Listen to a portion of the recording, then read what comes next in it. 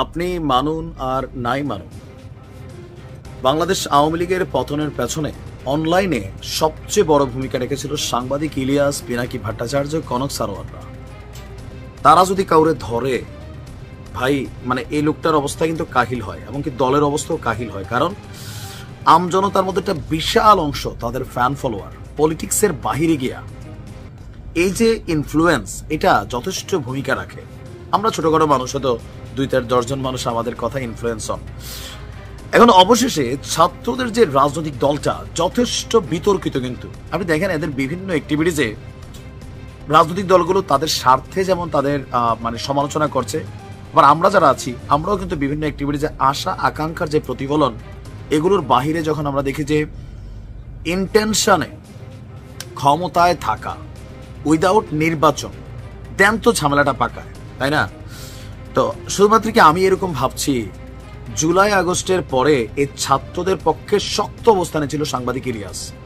একটা ব্ল্যাঙ্ক চেকের মতন এদেরকে সমর্থন দিয়ে গেছে। কিন্তু জাতীয় নাগরিক পার্টি গঠনের পর থেকে, যেদিন গঠন হয়েছে সেদিন আবু সাইদের পরিবার যখন দাওয়াত পায়নি, সাংবাদিক ইলিয়াস একটি স্ট্যাটাস দিয়েছিলাম। এই দলটির খুবই প্রধান একজন গুরুত্বপূর্ণ ব্যক্তি কান্দুইন্না মাসুদ ওরফে হান্নান মাসুদ, তার এবং এই সমন্বয়কদের মধ্যে, উপদেষ্টা ছাত্রদের মধ্যে কারুর বাবার কোনো বড় বড় কোম্পানি থেকে এই দলের জন্য ডোনেশন কালেক্টের ইস্যু নিয়েও কিন্তু ইলিয়াস স্ট্যাটাস দিয়েছিল। আজকে তিনি বাকি ফাইনাল গেমটা বাজায় দিচ্ছেন। ইলিয়াসের এই স্ট্যাটাসটা জাতীয় নাগরিক পার্টিকে কি পরিমাণ যে আঘাত করবে, এখনো তো ভিডিও বানান শুরু করে নাই, তথ্য প্রমাণ সহ অবস্থা খারাপ হবে। এখন কেন হচ্ছে, মেইন হচ্ছে যে লঙ্কায় যায় সে রাবণ হইয়া যায়, আর যে চেয়ারে বসে তার পরিবর্তন হয়ে যায়। আসিফ নজরুল স্যার বা নাহিদ সার্জিস, আসিফ মাহমুদরা, তারা কি সঠিক ট্র্যাকে আছে? সাংবাদিক ইলিয়াস মনে করছেন যে তারা সঠিক ট্র্যাকে নাই, জনগণকে তারা বলদ বানাচ্ছেন, বেশি দিন বানায় রাখা যাবে না। আর যেহেতু তারা রাজনৈতিক দল তৈরি করছেন, এখন তারা সরকারের কেউ না, সুতরাং নির্বাচনে পাশ করেই ক্ষমতায় যাইতে হবে। এখন আর চাইলে কারো ল্যাঞ্জা ধইরা সংসদে ঢুকা যাবে না। আসেন ইলিয়াস ভাই কেন খেপলো। সাংবাদিক ইলিয়াস লিখছেন, ওনারা মানে ডক্টর আসিফ নজরুল একটা ভিডিও নিয়ে গতকালকে আমিও দিয়েছিলাম ভিডিওটা, ওনার একটা বক্তব্য ছিল, বাবা তোমরা আরো অন্তত 5-10 বছর আমাদের নেতা থাকো, থাকলে কি সুবিধা হবে, দেশ অনেক আগায় যাক না যাক, ওনাদের অনেক স্বাস্থ্যের পরিবর্তন হয়েছে, চেহারায় উজ্জ্বলতা আসছে, আরো অনেক কিছু হয়তো হবে।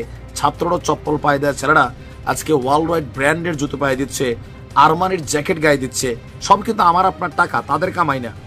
উপদেষ্টা আসিফের গায়ের যে জ্যাকেটটা, এটা জনগণের ট্যাক্সের টাকায় কিনা, বেতন ভালো পায়। আওয়ামী লীগের এমপি মন্ত্রীরা যতটুকু সুবিধা নিছে, 54 বছর এই দেশের রাজনৈতিক এমপি মন্ত্রীরা যতগুলো সুবিধা নিছে, এই ছাত্র উপদেষ্টারা একটা সুবিধা কম নেয় নাই, সবটা কিন্তু তারা নিচ্ছে। এগুলা কার থেকে? আমাদের টাকা দিয়ে। আচ্ছা, সাংবাদিক ইলিয়াস মনে করছেন এই ছাত্ররা, এই জাতীয় নাগরিক পার্টির যারা প্রধানরা আছেন, তারা এখন আর জুলাই হত্যা মামলার বিচার আসলে চান না। বাট আমরা তো শুনি চান, কিন্তু ইলিয়াস মনে করছে তারা চান না। শাহবাগীদের শাহবাগী বলতে চান না, আওয়ামী লীগকে নিষিদ্ধ চান না, সচিবালয়, সরকারি অফিস, আদালত, মিডিয়াকে আওয়ামী লীগের দালালি মুক্ত করতেও আর চান না, বিডিআর হত্যার বিচার চান না, ঘুষমুক্ত প্রশাসন চান না, মধ্যপ্রাচ্যে শ্রমিকদের পকেট কাটা বন্ধ হোক সেইটাও চান না, আবার নির্বাচনও চান না। কি চান? শুধু আসিফ নজরুল স্যারের সাথে মিলেমিশে অনেক বছর ধরে ক্ষমতায় থাকতে চান। সর্বশেষ ইলিয়াস লিখছেন, এভাবে কি পাবলিককে বেশি দিন বলদ বানায়ে রাখা যাবে? একটা ছবিও পোস্ট করেছেন।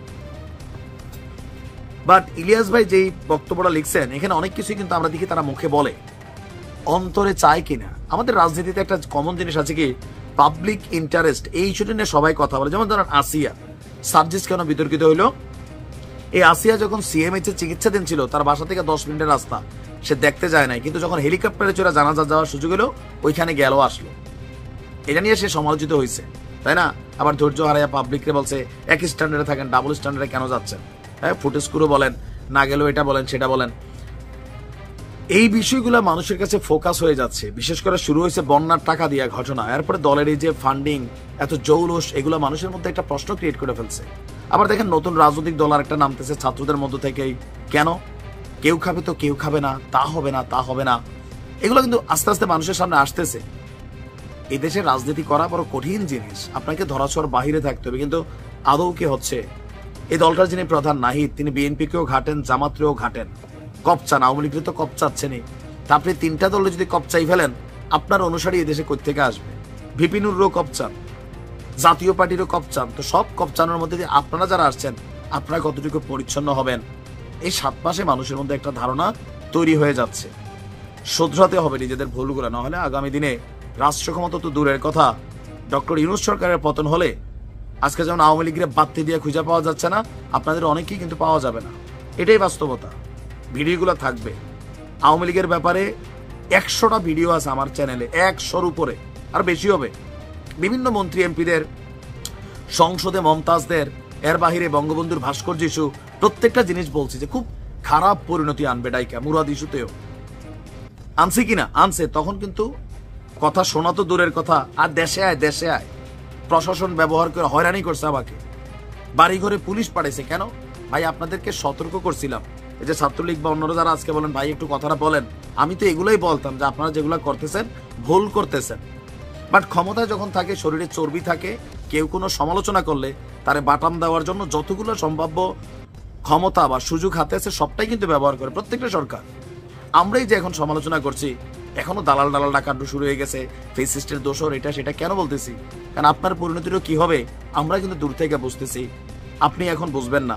যদিও আপনি দেখছেন, আপনিই করছেন কিভাবে পরিণতি হয়, রাইট? আপনারা একটা রাজনৈতিক দল করছেন, ক্ষমতায় আসবেন এটা হচ্ছে পরে, বাট রাইট নাও আপনার এখানে ভূমিকা রাখা জরুরি, ভুলগুলো শুধরানো জরুরি। যেভাবে নেন আপনার ইচ্ছা। ভালো থাকুন।